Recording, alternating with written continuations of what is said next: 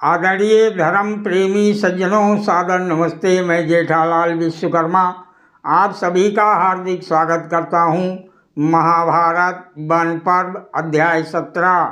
महर्षि वैशंपायन जी महाभारत की कथा सुनाते हुए आगे कहते हैं, हे राजन जन्मेजय जी, धृतराष्ट्र के सभी पुत्रों को युद्ध से पीठ दिखाकर भागते देखकर भी राजा दुर्योधन वहीं डटा रहा, अर्थात उसने युद्ध में पीठ नहीं दिखाई। गंधर्वों की उस विशाल सेना को अपनी ओर आते देख शत्रुओं का दमन करने वाले दुर्योधन ने उस पर बाणों की भारी वृष्टि आरंभ कर दी, परंतु गंधर्वों ने बाण वर्षा की कुछ भी परवाह नहीं की। उन्होंने दुर्योधन को मार डालने की इच्छा से उसके रथ को चारों ओर से घेर लिया और उसके रथ के युग, जुआ, ईसादंड, बरूथ, ध्वजा, सारथी, घोड़ों, 3 वेणु दंड वाले छत्र और तल्प अर्थात बैठने के स्थान के भी टुकड़े टुकड़े होकर पृथ्वी पर गिर पड़े। उस समय जब दुर्योधन रथहीन होकर पृथ्वी पर गिर पड़ा तो ये देख महाबाहु चित्रसेन ने दौड़कर उसे जीते जी बंदी बना लिया। हे राजन, दुर्योधन के पकड़े जाने पर गंधर्वों ने रथ पर बैठे हुए दुशासन को और राजकुल की समस्त महिलाओं को भी अपने अधिकार में ले लिया। गंधर्वों ने दुर्योधन की सारी सेना को मार भगाया था। वो सेना और उसके वह सैनिक जो पहले से ही मैदान छोड़कर भाग गए थे, सब मिलकर पांडवों की शरण में गए। सैनिक बोले, हे कुंती पुत्रों, हमारे प्रिय दर्शी महाबाहु महाबली धृतराष्ट्र पुत्र राजकुमार राजा दुर्योधन को गंधर्व बांधकर लिए जाते हैं। आप लोग उनकी रक्षा के लिए दौड़िए।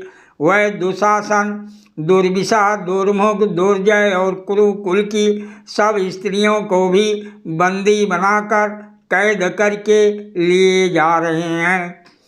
महर्षि वैशंपायन जी कहते हैं, राजा को हृदय से चाहने वाले दुर्योधन के सभी मंत्री आर्त एवं दीन होकर उपयुक्त बातें जोर जोर से कहते हुए युधिष्ठिर के समीप गए।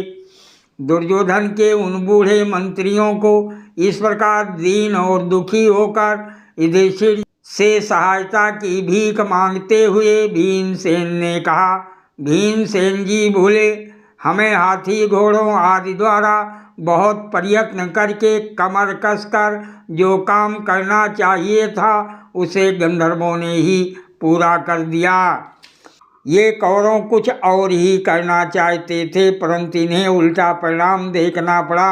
छल पूर्वक जुआ खेलने वाले दुर्योधन का ये दुर्मंत्रणापूर्ण षड्यंत्र था जो सफल ना हो सका।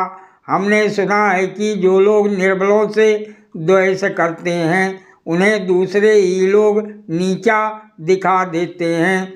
गंधर्वों ने आज अलौकिक पराक्रम करके हमारी सुनी हुई बात को प्रत्यक्ष कर दिखाया है।